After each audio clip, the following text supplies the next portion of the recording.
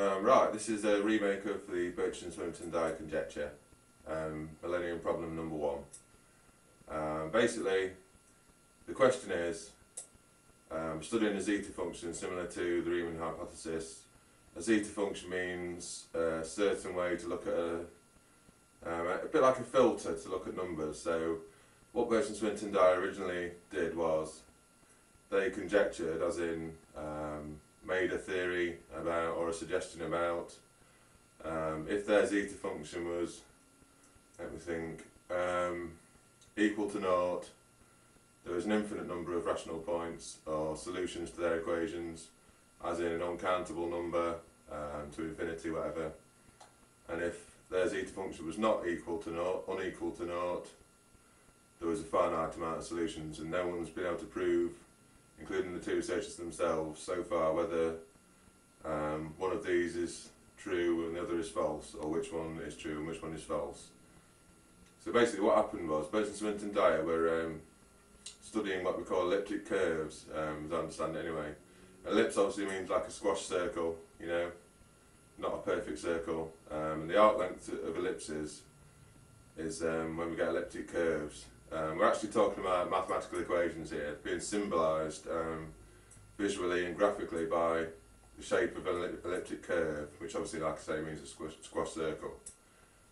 So basically, they were studying these the amount of rational points on their elliptic curve, which means you're plotting little points on an elliptic curve. You've got a curve in mathematical terms, translated into equations, and they were trying to find how many points could be plotted on their certain example in their certain equations.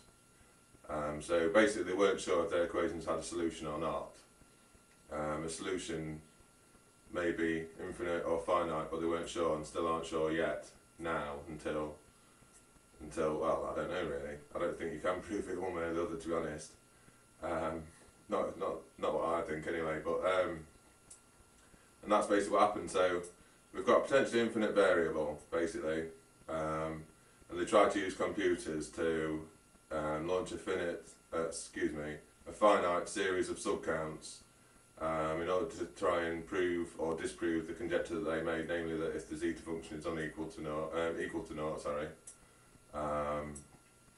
then there are a finite, infinite amount of solutions, and vice versa. So they tried to use computers to do these subcounts. I was going to talk about mod p congruences and things, which is part of the counting process that they originally used to try and count the rational points whose coefficients on the curve are rational numbers, but I didn't think that it was particularly important. I thought it was, well, not that it's not important, I think the counting process just confuses the general idea really. I've been wanting to make these videos, particularly the Birch and Swinnerton-Dyer Conjecture, the first one, for a long time now, in a few weeks really, but I've tried and tried, and I keep going and stuttering and things, so I'm just going to leave this one on with mistakes and everything. So basically, it comes down to two opposites. That this is the Millennium Problem. Are there an infinite amount of solutions to the Birch and Swinnerton-Dyer Conjecture, the old function, zeta function that they used, or are there a finite and hence countable amount of solutions, rational points on an elliptic curve? As I've said before, we've got an enormous, potentially infinite, uncountable, uncomprehendable even, amount of numbers, and we need to know whether there's a solution or not.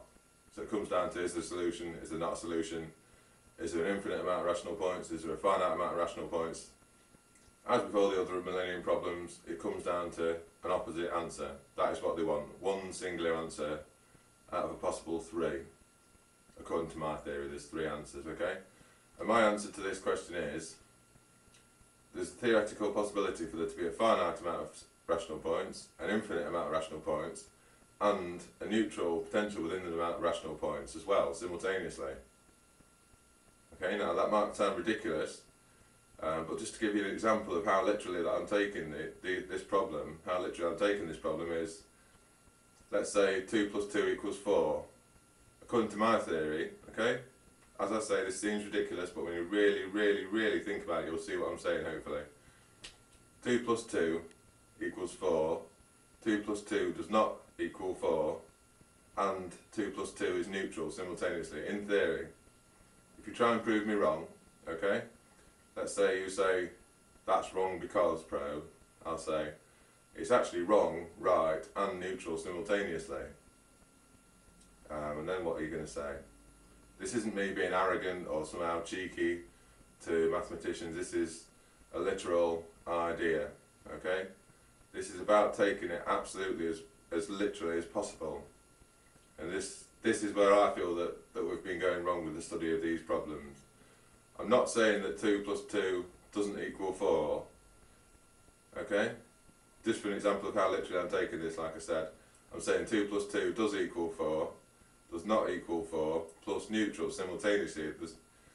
It's not as if I'm saying anything singular, you see. And like I say, the Birch and Swinnerton-Dyer Conjecture deals with finite commodities or infinite commodities. So all you have to do is account for the finite, the infinite, add the neutral, and you've got a theory of everything that solves the problem, in my opinion, okay? And that's basically the Birch and Swinnerton-Dyer Conjecture. You've got a group of rational points that could be infinite, but nobody's sure. And even if they were proved to be infinite, as I said with the 2 plus 2 example, there's still the theoretical possibility, whatever happens, for me to say, well, in fact, there's the opposite to that, plus neutral.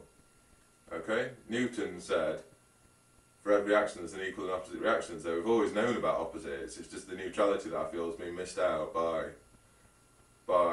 I don't know, mathematicians and physicists, really. I'm not saying that they're mistaken or wrong somehow, I'm just saying that I think that they've missed out neutrality in an understanding of the whole universe, the theory of everything and everything else.